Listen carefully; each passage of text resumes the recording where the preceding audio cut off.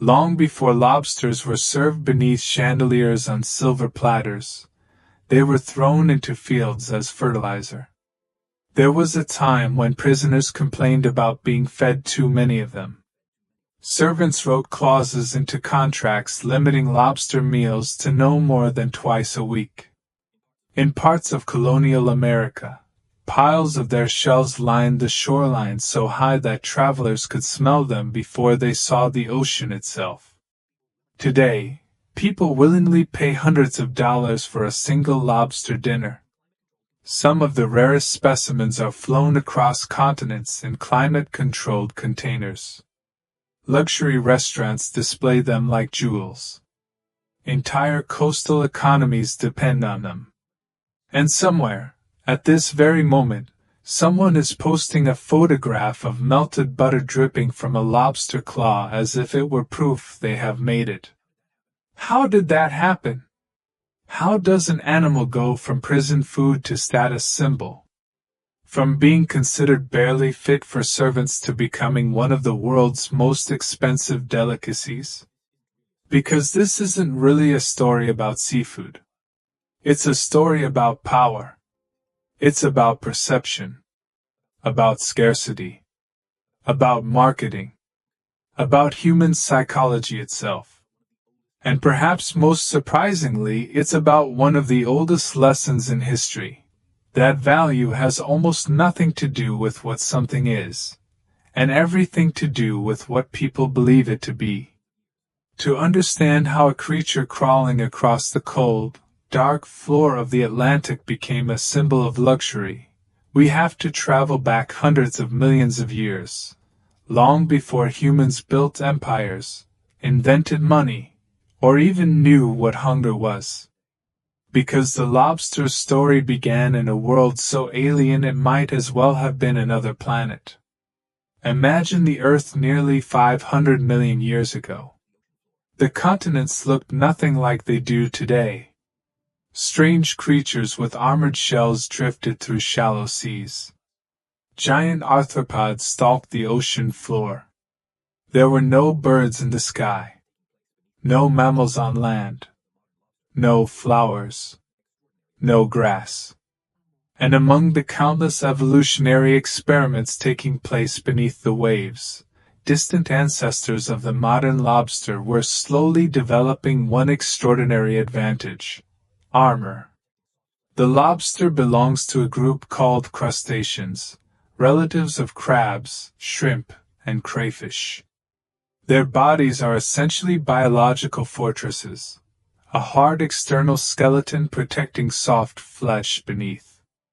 But armor comes with a cost. You cannot grow while wearing it. So lobsters evolved one of nature's strangest solutions. They leave their bodies behind. Throughout its life, a lobster molts. It splits open its shell and crawls out, emerging soft, vulnerable, and defenseless. For days, sometimes weeks, it hides while its new shell hardens. Imagine removing your skeleton every few years and waiting in hiding for a replacement to solidify. And yet this bizarre strategy worked so well that lobsters survived events that erased nearly 3/4 of all life on Earth. They survived the extinction that killed the dinosaurs. They survived ice ages. They survived the rise and fall of human civilizations. In fact, one of the most astonishing things about lobsters is that, biologically speaking, they seem strangely resistant to aging. Unlike humans, lobsters produce an enzyme called telomerase throughout much of their lives. Scientists have long been fascinated by this because it helps maintain their DNA during cell division.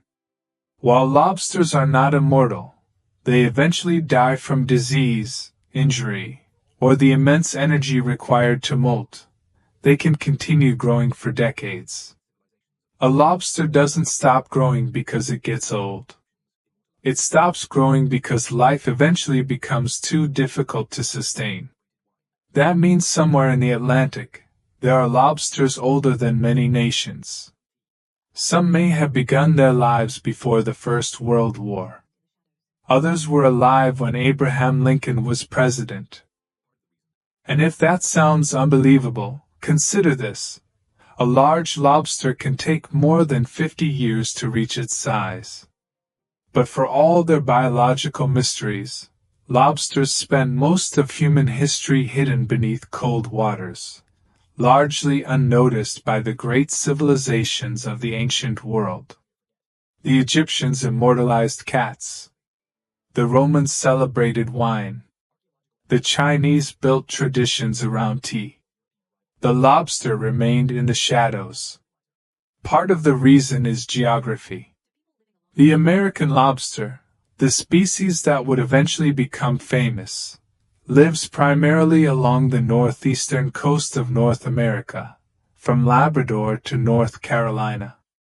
The Europeans had their own species, but it was smaller, less abundant, and never inspired the same cultural obsession.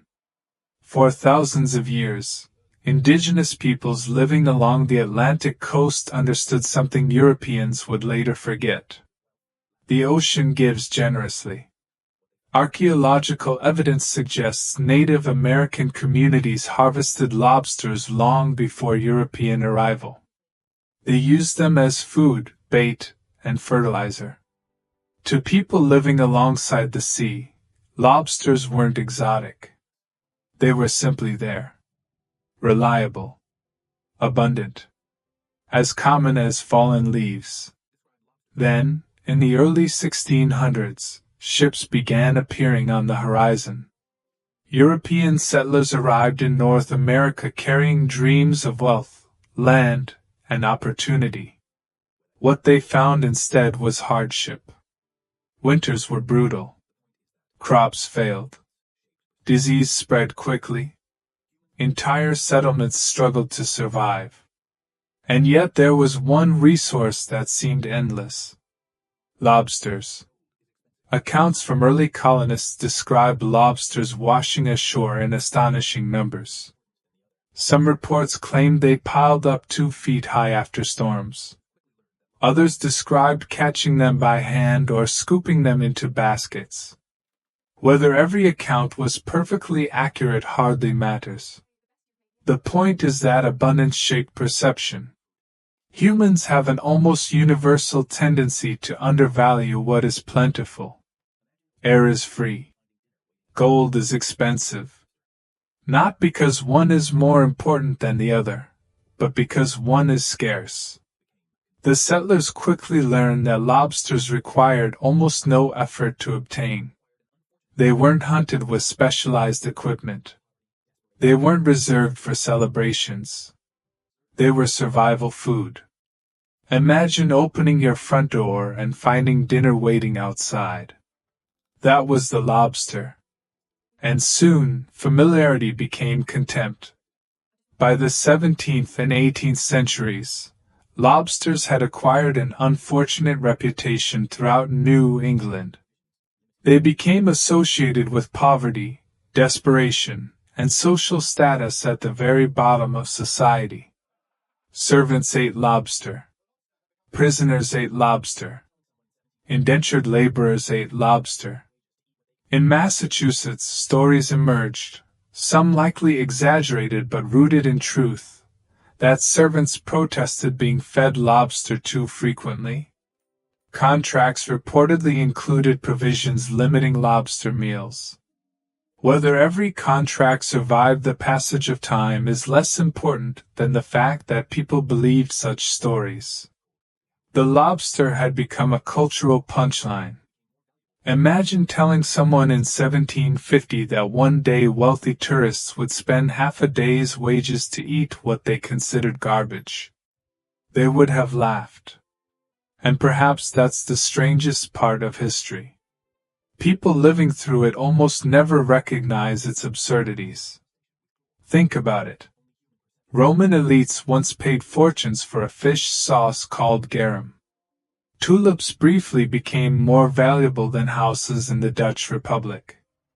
Aluminum was once so precious that Napoleon III reportedly reserved aluminum cutlery for his most honored guests, while lesser visitors received gold.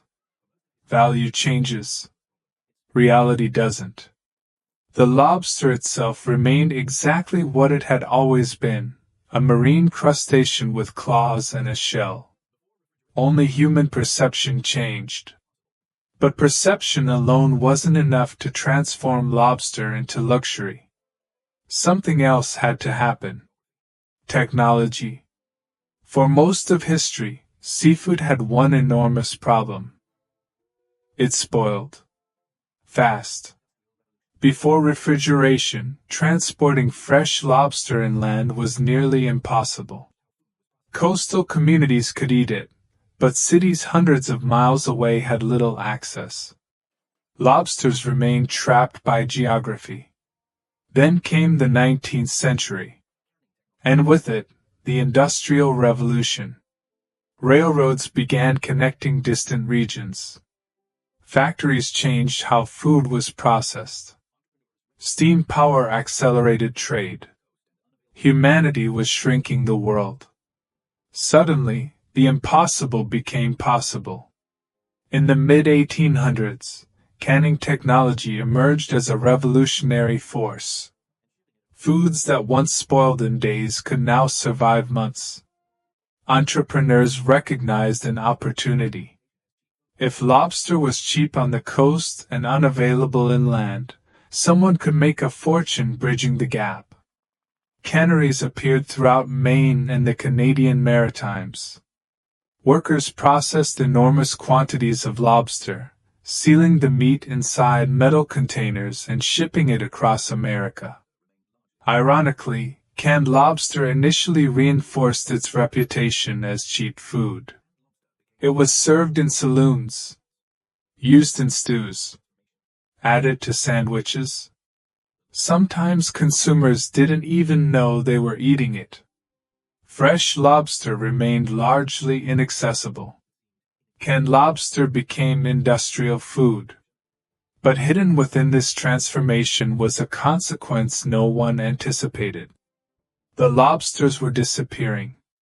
For centuries, the Atlantic had seemed inexhaustible. Now, industrial harvesting was changing that assumption. The more humans extracted, the fewer lobsters remained. And scarcity has a remarkable ability to rewrite history. By the late 19th century, lobster populations in certain areas had declined significantly. Suddenly, something once considered limitless was becoming harder to obtain. The economics began to shift. Prices slowly rose. Restaurants noticed. And then the railroads unintentionally completed one of the greatest rebranding campaigns in culinary history. Passengers traveling on luxury trains expected elegant meals. Railroad companies needed dishes that felt sophisticated and memorable. Lobster, once impossible to transport fresh, became increasingly viable thanks to improvements in ice shipping and logistics.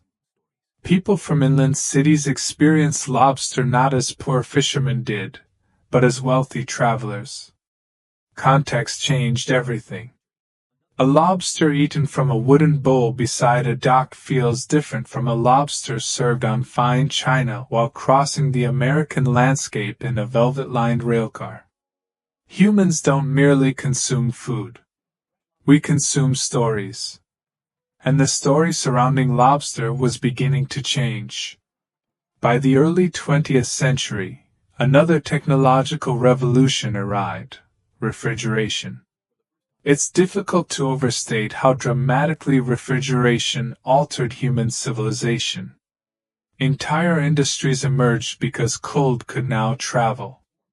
Fresh lobster could reach New York, then Chicago, eventually Los Angeles. For the first time in history, distance was no longer destiny. At the same time, restaurants were becoming cultural institutions. Dining out transformed from necessity into experience. Chefs sought ingredients that communicated sophistication. Lobster checked every box. It was visually striking. It was increasingly scarce. It required effort to prepare. And most importantly, it carried an air of exclusivity. This is where things become fascinating. Psychologists have long understood something called the scarcity principle. Humans assign greater value to things perceived as rare or difficult to obtain. Luxury brands understand this instinct intuitively. Limited editions, waiting lists, exclusive memberships. Lobster accidentally became one of the greatest examples of this phenomenon. The less available it became, the more desirable it seemed. And yet there was still a problem. Lobsters aren't particularly beautiful. They're essentially giant marine insects. Imagine encountering one without cultural context. Its claws are asymmetrical. Its eyes are black and expressionless. Its shell resembles medieval armor. If lobsters existed only on land, many people would probably fear them. So how do you convince society that a giant ocean arthropod represents elegance? Marketing. Restaurants began presenting lobster with ceremony. White tablecloths. Candlelight. Melted butter in polished dishes. The experience elevated the product. Eventually, lobster transcended food. It became symbolism. Ordering lobster signaled success. Serving lobster demonstrated generosity. Celebrating with lobster communicated importance. Weddings. Anniversaries. Business dinners. A creature once shoveled into fields now occupied center stage at life's most meaningful moments. But history rarely moves in straight lines. Because just as lobster was ascending socially, humanity was descending into chaos. The world wars transformed nearly every aspect of daily life, including food. During both World War I and World War II, supply chains fractured. Governments rationed resources. Entire populations adapted to scarcity. Yet these periods also accelerated technological advancements in preservation, transportation, and industrial logistics. After World War II, America entered an era of unprecedented prosperity. Suburbs expanded. Middle-class incomes rose. Consumer culture flourished. People who had survived depression and war sought experiences their parents could scarcely imagine. And lobster was waiting. The post-war decades saw an explosion in seafood restaurants across North America. Advertisements portrayed lobster dinners as aspirational experiences. Vacation destinations along the Atlantic coast embraced the crustacean as cultural identity. Maine, in particular, became inseparable from lobster. Entire communities built their economies around it. Generations of fishermen passed down knowledge of tides, traps, and seasons. Small harbors transformed into gateways connecting the ocean floor to dinner tables around the world. Today, the image is iconic. A weathered fisherman pulls traps from icy water at dawn while gulls circle overhead. It's cinematic. But beneath that image lies an industry balancing on a knife's edge. Because the lobster's modern story isn't simply one of success. It's also one of uncertainty. Climate change is altering ocean temperatures. Ecosystems are shifting. Species migrate. What sustained coastal communities for centuries may not remain stable forever. The Gulf of Maine is warming faster than many parts of the world's oceans. Scientists continue studying what this means for future lobster populations. In some southern regions, numbers have already declined. History has a way of repeating itself. Once again, humans are confronting an uncomfortable question. What happens when something we assume will always exist begins to disappear? And perhaps that question explains our fascination with lobster better than any menu ever could. Deep down, we understand that rarity creates urgency. We treasure sunsets because they end. We value youth because it fades. We preserve memories because time takes everything. The lobster became luxury not because it changed, but because our relationship with permanence changed. Think about the irony. For hundreds of millions of years, lobsters survived asteroid impacts, shifting continents, and mass extinctions. Then humans arrived. Within a few centuries, we transformed them from abundance into scarcity. And in doing so, we taught ourselves a lesson we've repeated throughout history. Coffee was once viewed with suspicion. Sushi was considered strange by much of the Western world. Champagne was an accident. Diamonds became symbols of love largely because of advertising campaigns.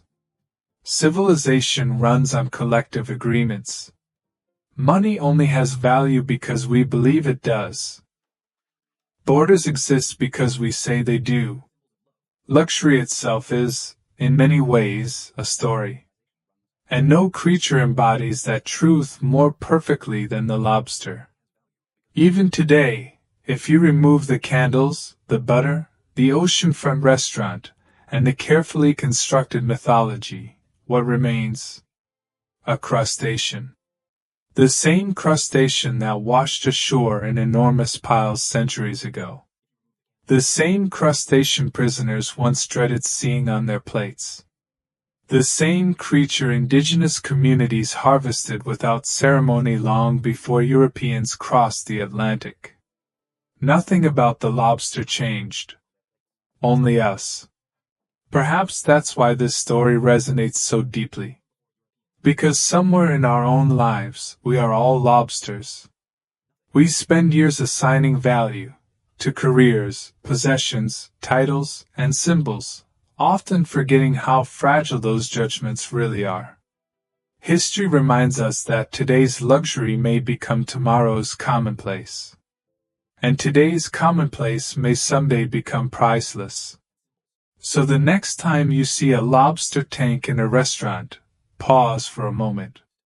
Look at the creature staring back through the glass. It carries within its shell nearly 500 million years of survival. It remembers a world before humanity existed. It survived extinctions that erased entire branches of life. It endured while empires rose and collapsed into dust. And somehow, against all odds, its greatest transformation wasn't biological. It was psychological. Because the most remarkable thing about the history of lobsters isn't that they became expensive. It's that they revealed something profound about us. That value is rarely discovered. It is created. And sometimes, the distance between prison food and delicacy is nothing more than a story people choose to believe.